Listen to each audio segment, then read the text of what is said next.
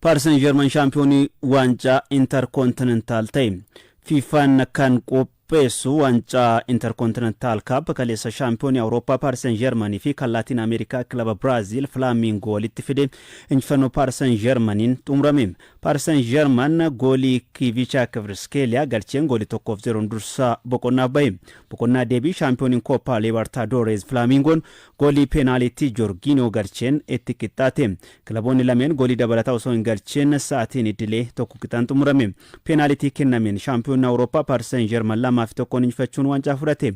Goolii eegaan Paris Saint-Germain Matej Savanov penaltii afur qoluun gareen isaa abbaa waancaa akka ta'u gargaaree jira. Paris Saint-Germain waancaa jaffaa bara 2025 argachuun baricha milkiin ol aantummaan xumure. Gama biraatiin waancaa mo'amtoota Italiitiin halkan har'a Napoli fi AC Milan morkiin taasisan ni eegama.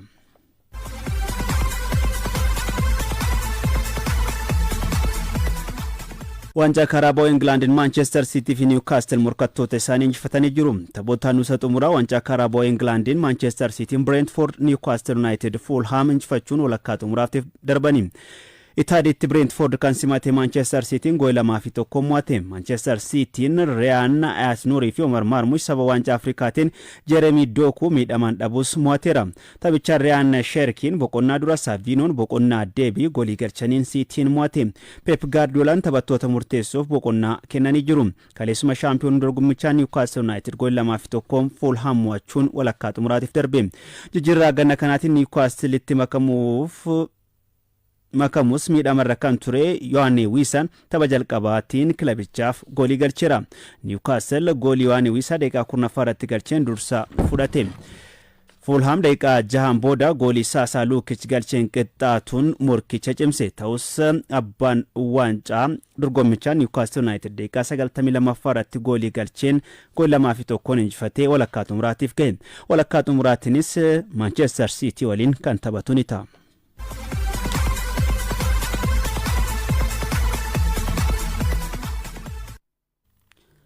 Waancaa Copa del Rey Spain Real Madrid fi Atletico Madrid injifatanii jiru. Waancaa Copa del Rey Spain Real Madrid reetiin ala kilaba Talavera goolii 3-2 injifatee darbe.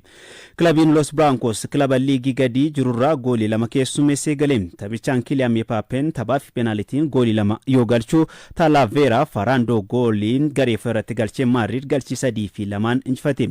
Atletico Madrid goolii 3-1 Atletico Baleares mo'achuunis milkaa'eera. Atletico Antoine Griezmann goolii 2 galchee jira. Raspadoriin goolii 1 dabale. Taphoota waancaa Copa del Rey Spain Deportivo Alaves goolii 1-0 Sevilla Osasuna galchee 4-2 Huesca akkasuma Rasungi Santander galchee 2-1 Villarreal Leonsan goolii 1-0 Levante akkasuma Albacete penalitiidhaan Celta Vigo injifachuudhaan marsaa itti aanuuf darbanii jiru.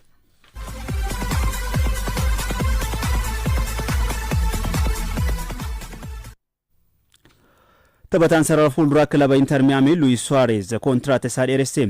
Lammiin Uruguay taphataan kilaba Major League Soccer Inter Miami Luis Suarez kontraata waggaa tokkootiin dheeresse. Ji'a dhufu waggaa 39ffaa kan guutu Suarez erga bara 2024 gara Ameerikaa imalee taphoota 50 Inter Miami firiire gooliiwwan 17 galchuun kubbaawwan goolii ta'an 17 immoo mijjeesseera. Major League Soccer keessatti yeroo isaa duraanii Barcelona keessatti waliin taphachaa turan Lionel Messi, Sergio Busquets fi Jordi Alba waliin qindaa'uun taphachuu irratti argama. Amala addaa ta'een kan beekamu Suarez bara darbee nama miseensa garee Seattle Sounders ta'e tokko irratti tufuudhaan taphoota 9 adabamee ture. Ta'us bara darbee kilabiin isaa Inter Miami seenaa isaa keessatti yeroo jalqabaatiif waancaa Major League Soccer akka fudhatuuf gumaachi Luis Suarez olaanaa ture.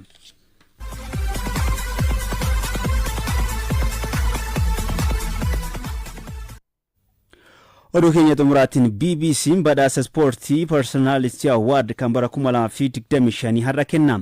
Badhaasa kanaanis taphataan duraanii Arsenal Teni Terry Daniel Onarin ni badhaafama jedhamee jira. Premier League Englandin taphattoota ciccimoo yeroo hundaa keessaa tokko kan ta'e Henryn bara 2014 kubbaa miilaa taphachuu dhaabe. Lammiin France taphoota 377 Arsenaliif taphateen goolii 228 galchuun taphataa riikoordiin kilabichaaf goolii hedduu galcheedha. Waancaa FA England 3 fi Premier League 2 kan fudhate Henryn bara 2003 garee Arsenal osoo tapha tokko hin mo'amin shaampiyoonii England ta'e garee Invisible miseensa garichaa ture. Badhaasa kophee warqee Premier League England yeroo 4 kan fudhate Henryn BBCdhaan badhaasa Sports Personality Award kan bara jireenya isaa guutuu har'a ni argata. Shaampiyoonaan Atileetiksii Oromiyaa marsaan 14ffaan Instituutii leenjii fi qorannoo Sportii Daraartuu Tulluutti eegalee jira. Dorgommichi kan baroota kana duraa irra fooyya'aa ta'uu hirmaattonni dorgommichaa himanii jiru. Abdurrahmaan Amin. Shaampiyoonaan Atileetiksii Oromiyaa marsaa 14ffaan fageenya gabaabaa giddu galeessa gufachiisa meetira 3000 fi gochoota dirreetiin dorgomamu kutaa magaalaa Sulultaa Instituutii qorannoo fi leenjii ispoortii Daraartuutti eegale. Dorgommichaan kilaboota 16 irraa atileetota 400 fi 83 hirmaatan keessaa 214 dubara. Kaayyoon dorgommichaa kilaboota madaaluu, carraa dorgommii uumuu fi bakka buutota horachuudha. Dorgommiin akkanaa yeroo yeroon jiraachuun dorgommii fuulduraaf qophaa'uuf akka isaan gargaaru hirmaattonni himaniiru. Dorgommiin kun haalli kilaboonni irra jiranii dorgommiiwwan gara fuulduraatti jiruu fi maalirra jiru kan jedhu ilaaluudhaaf. Dorgommii federaalaaf qophaa'uuf irree jalqaba Oromiyaa irratti waan hirmaatamuuf dorgommiin kun bareedaadha. Atileetiif baay'ee bu'aa guddaa qaba. Dorgommiin gabaabaa fi jiddu galeessaa kun hedduun hin jiru. Jiraachuun isaa atileetiin dakaa gara olii waan dhufuuf gabaabaa irraa gara dheeraatti, gabaabaa irraa gara jiddu galeessaatti waan dhufuuf yeroo yeroon jiraachuun isaa atileetiksii fi bu'aa guddaa kan uumu. Atileetonni ganna boqonnaa irra turanii amma jalqabaadha wal dorgommiin isaanii kun waan ta'eef wal dorgommii sichattaanuuf isaan qopheessa waan ta'eef kan ittiin atileetiin tokko ittiin of madaaludha jechaadha. Gosoonni dorgommii dabaluu fi fageenya gabaabaan morkiin cimuun waan haaraa arginedha. Rakkoo atileetiksiin jiru furuuf ammas hirmaannaan akka dabaluuf federeeshiniin atileetiksii Oromiyaa caalatti hojjechuu qaban yaada hirmaattotaati. Bara darbeerra barana waan hundumaan haaluma tokko tokkoon iyyuu fooyya'aadha. Fooyya'insa qaba. Asitti aniin arge akkaan arge kanatti baay'ee bareedaadha. Kan bara darbeerra fooyyee qaba. Gochaawwan dirree baroota darbanitti hirmaannaan isaa agas maran turre amma yoo laaltanii jiraattan dabalaa kan dhufaa jiruu fi fiigichi gabaabaan as dura hedduu akkas hirmaannaan isaan turre amma baay'ee dabalaa kan dhufee fi kilaboonni hirmaannaan kilaboota keenyas dabalaa kan dhufanii fi guddattoonnis kan keessa mul'achaa jiran ta'uu isaati. Gaafatamaan waajjira federeeshinii atileetiksii Oromiyaa Inistiraaktar Shimallis Daawwit dorgommicha caalatti fooyyessuuf ammas qindoominaan hojjechaa jirra jedhan. Hirmaannaa kilabootaatiin lakkoofsa atileetotaatiin gaafa laallu wanti dabalaa jiruu jira jechuudha. Morkii jidduu jiruuyyi sadarkaatti meetira gaggabaabayyuu karaa salphaa ta'een illee adda baasu yerootti dadhabneera jechuudha. Kun jechuun atileetonni keenya yookiin kilaboonni keenya qophaa'ummaan isaanii baay'ee bareeda ta'uu isaati. Performaansii isaanii irratti jijjiirama guyyaa guyyaadhaan jiraachuu isaa kan mul'isudha jechuudha.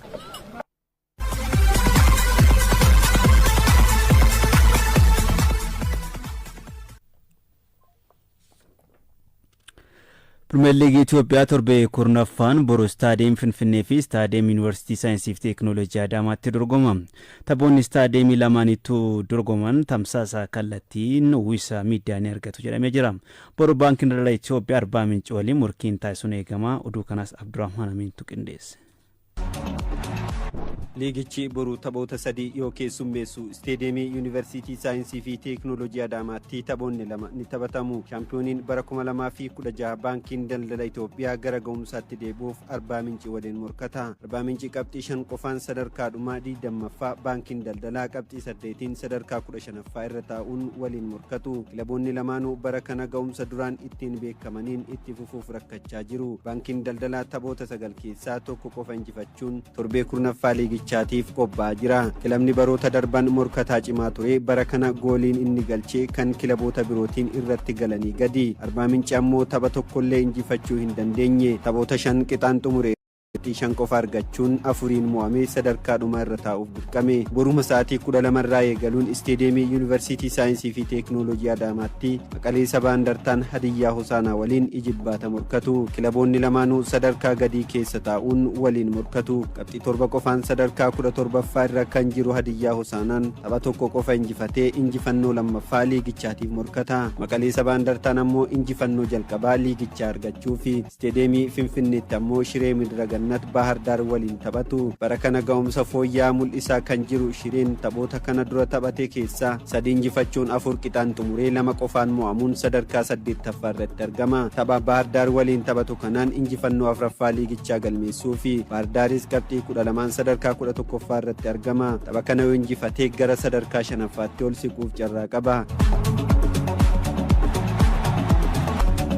Sanbata taphoonni 4 yoo taphataman bara kana liigichatti ol guddatee ga'umsa dinqii mul'isaa kan jiru Nageellee Arsii Faasil waliin morkii cimaa taasisuuf eeggamu. Gareen Tulluu Dastaatiin leenji'u Nageellee Arsiin taphoota 5 darban qofaan yoo madaalamu liigicha ni dursa. Ta'us qabxii waliigalaatiin sadarkaa 9ffaa irra taa'uun tapha kanas injifannoof qophaa'aa jira. Faasil ammoo Buna Sidaamaa qofaan caalamuun sadarkaa 2ffaa irratti yoo argamu kilaboota bara kana shaampiyoonummaaf morkataa jiran keessaa tokkodha. Taphoota 5 darban keessaa tokko qofa injifachuun tapha kanaan Nageellee waliin morkachuu fi tapha birootiin isteediyeemii Yuunivarsiitii Saayinsii fi Teeknooloojii Adaamaatti Shaggar Walaayitaa Diichaa waliin morkiin taasisuu tapha xiyyeeffannoon eeggamudha. Tapha qixxeessituu tokko kan qabu Shaggar qabxii 12 sadarkaa 10ffaa irra taa'ee Walaayitaa Diichaa waliin morkata. Walaayitaa Diichaan hanga ammaatti tapha tokko qofa yoo injifatu qabxii 7 sadarkaa gadii 16ffaa irra taa'uun injifannoo 2ffaa liigichaa argachuuf falmata. Hawaasaan Itiyoo Madiin waliin morkiin taasisuu tapha eeggamu biraati. Dilbata Dirree Dhawaan Adaamaa Bunni Sidaamaa Qiddus Goorgis Machaal Itoo Elektiriik waliin taphatu.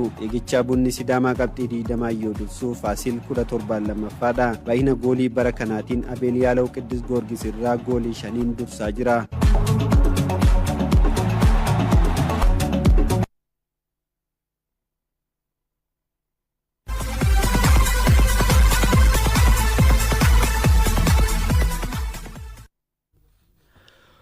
Ashraf Hakimiin hongee waancaa Afrikaa Morokoo ni furaaf itti abdatameera. Gama biraan waancaa Afrikaa Morokootti geggeeffamu uwwisa miidiyaa bal'aan argata jedhame. Taphataan cimaan Afrikaa Ashraf Hakimiin waltajjii biyyi isaa Morokoon qopheessitu irratti biyya isaaf gumaacha guddaa akka bahatu tilmaamee jira. Morokoon waancaa Afrikaa erga fudhatte waggoonni 50 darbanii jiru.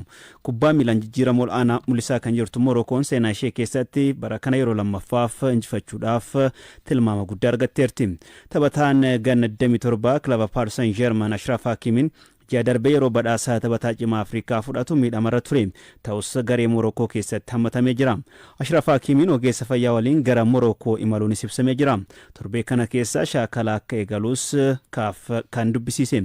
Leenjisaan garee biyyaalessa Morokoo Waliid Regragui dhimma Ashraf Hakimii wal qabate itti gaafatamummaa hin fudhu taphoota ramaddii jalqabaa 3 irratti hin taphatu jedhani. Gama biraan waancaa Afrikaa bara kana Morokootti geggeeffamuun wal qabatee uwwisa miidiyaa guddaa akka argatu himamee jira. Dorgommichi yeroo jalqabaatiif biyyoota dachaa Awurooppaa 30 keessatti tamsaasa kallattiin yoo darbu biyyoota ardichaa 54 keessatti ni darba jedhamee jira. Buufanni televezyiinii 3800 tamsaasa kallattiin tapha kana ni dabarsu jedhame. Dorgommii baniinsaa dilbata dhufu istaadiyeemii Mawlaa Abdallaa irratti iddoo namoonni 60,000 argamanitti Morokoo fi Komoros waliin ni taphatu.